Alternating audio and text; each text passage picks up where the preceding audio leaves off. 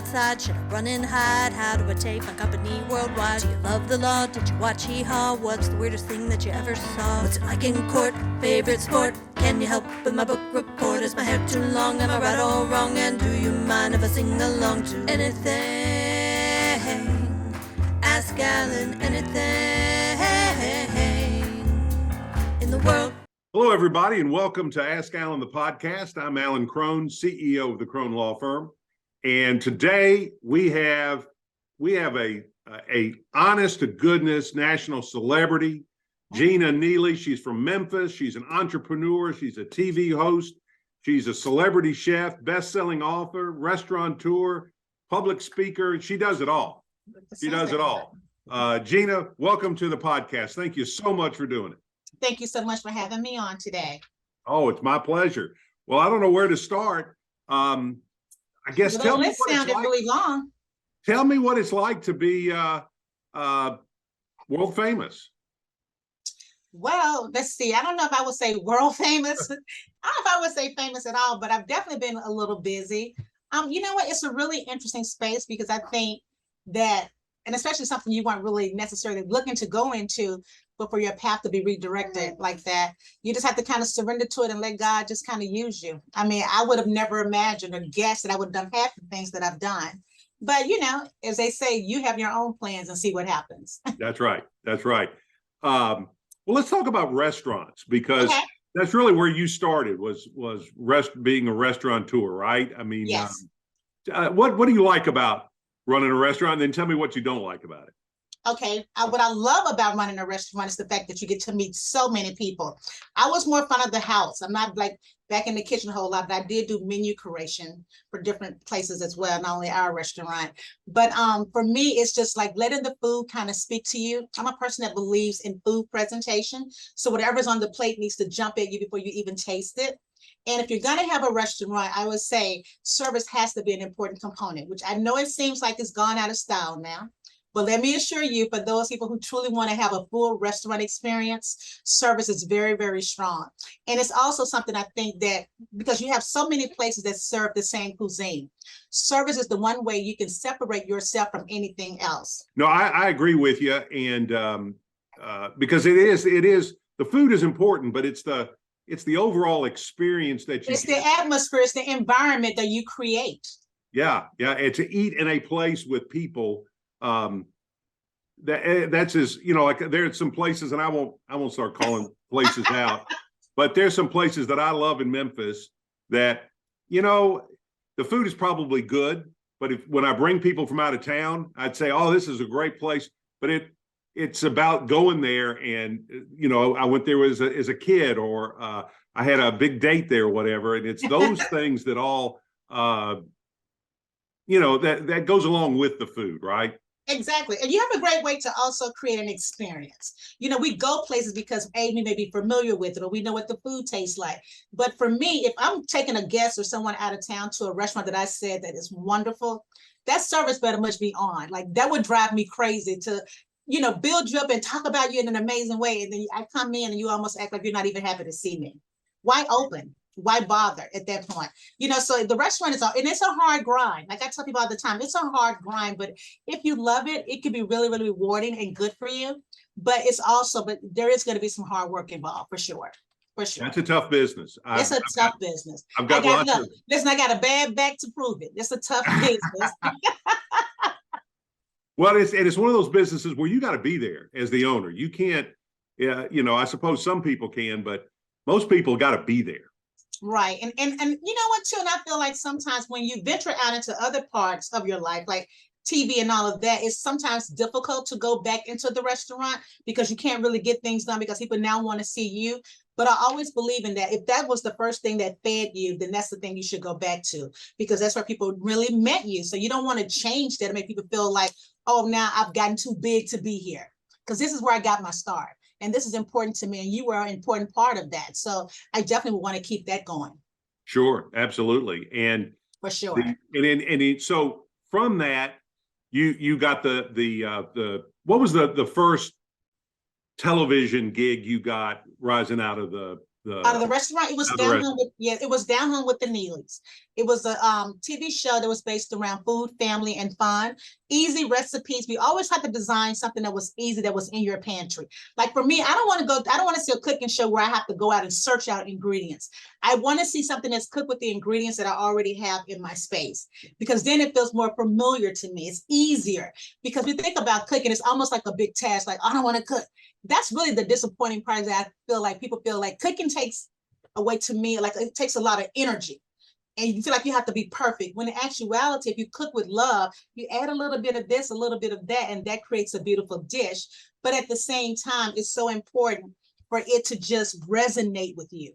So was that a big adjustment for you, going from Oh my, yes, it was. how did you deal with that? I mean, well, for me, I think one of my blessings and one of my gifts is that I just love people.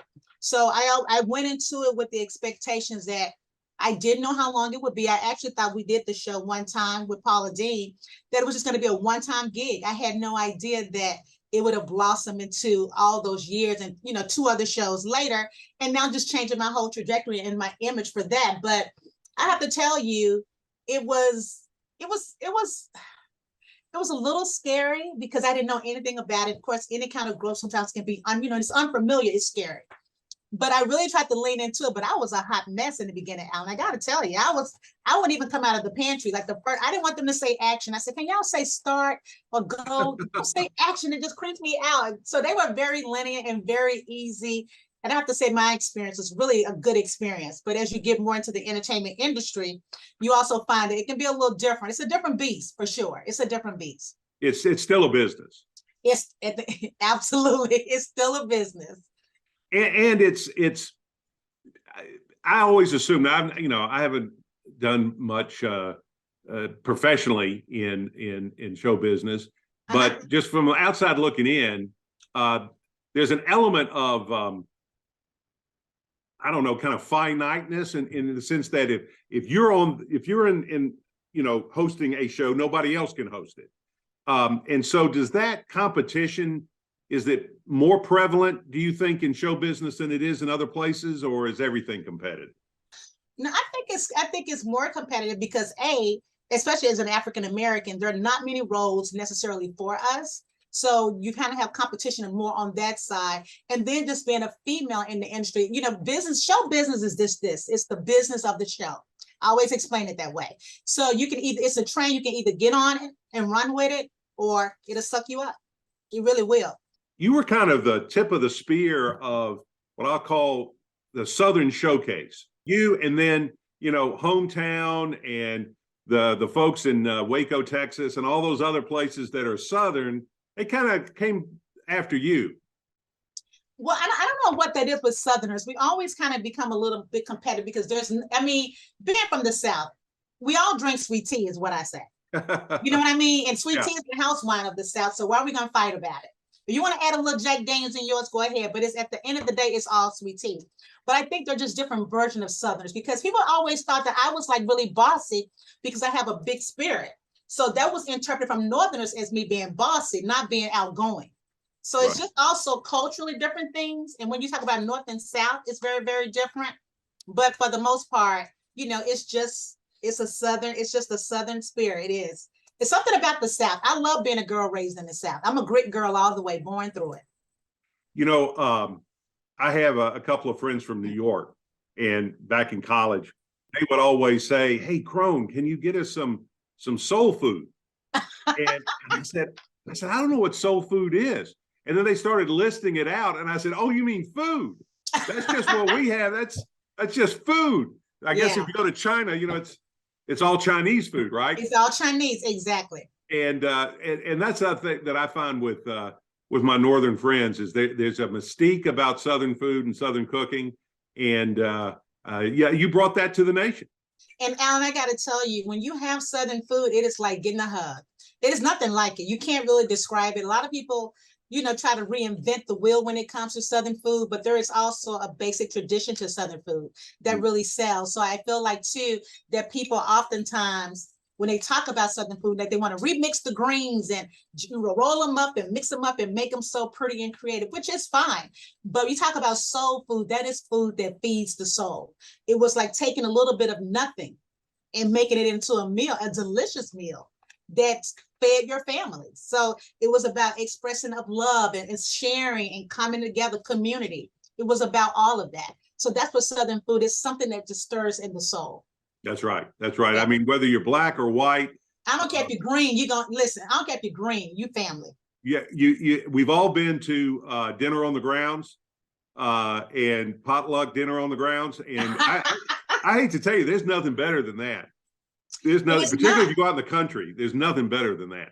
Because you get to experience something from everyone. Like your dish resonate with you, so you get to share that. And that's what I mean. It's all about bringing community together. Well, yeah, speaking of communities and coming together, you're hosting at Channel 5. Bluff City Life. Bluff City Life. And tell us a little bit about that and what you're trying to do with that program. Bluff City Life is a lifestyle show at Channel 5. It comes on every day, noon to 1. So it's your lunchtime. We take a moment to just sit back and we try to power anything that is good about the Bluff City. We try to highlight nonprofits that exist, different things that's happening in the community, because even though Memphis to me is like a small Mayberry, even from hosting the show, I learned so much about my city that I wasn't even aware of. So I want to bring that experience to the audience and let them know, listen, Memphis is a big melting pot, but there's so many branches to it where you can do different things and experience different things right here in your own city. So we want to power everything that represents the Bluff City. And what went into your thought process to build that show? Why was it important to build that show for you?